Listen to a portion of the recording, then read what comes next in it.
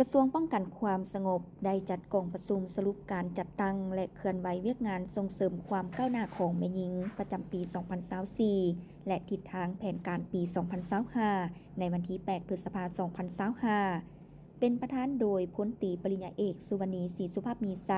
คณะประจำภาคกระทรวงหัวหน้ากลุ่มใหญ่การเมืองป้องกันความสงบ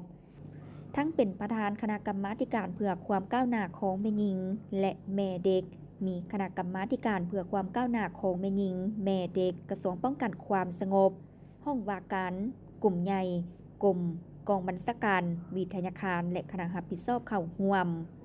พลจัตวากีจันทวงศาห้องหัวหน้าห้องว่าการกระทรวงป้องกันความสงบทางเป็นห้องประธานคณะกรรมาการเพื่อความก้าวหน้าของแม่หญิงและแม่เด็กได้กล่าวว่าใน1 ปีผ่านมาสำหรับกระทรวงป้องกันความสงบคณะพักคณะนำกระทรวงป้องกันความสงบยามใดก็ได้เอาใจใส่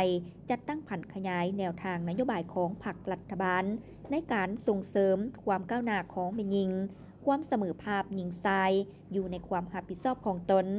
ซึ่งได้แสดงออกในการสร้างนโยบายและนิติกรรมที่เกี่ยวข้องจำนวนหนึ่งเป็นต้นแผนยุทธศาสตร์เพื่อส่งเสริมความก้าวหน้าของแม่หญิงกระทรวงป้องกันความสงบคณะพักคณะนำกระทรวงป้องกันความสงบยามใดก็ให้ความสำคัญต่อเวียกงานดังกล่าวเพื่อรับประกันสิทธิการพัฒนาความเสมอภาคหญิงชายในกำลังป้องกันความสงบผ่านการจัดตั้งผันขยายแผนยุทธศาสตร์ดังกล่าวเห็นได้ว่าพนักงานเพศหญิงได้มีส่วนร่วมในการประกอบส่วนทุกหน้าที่เวียกงาน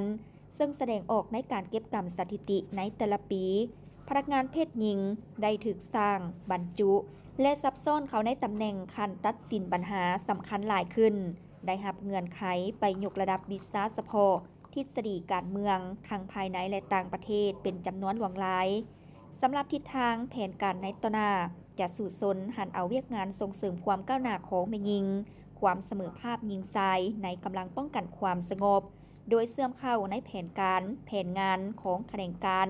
และเสื่อมเข้าในเวียกงานก่อสร้างพนักงานเพื่อสุกยูสร้างเงื่อนไขให้พนักงานเพศหญิงถูกบรรจุเข้าในตำแหน่งตัดสินปัญหาขั้นต่างๆหลายขึ้น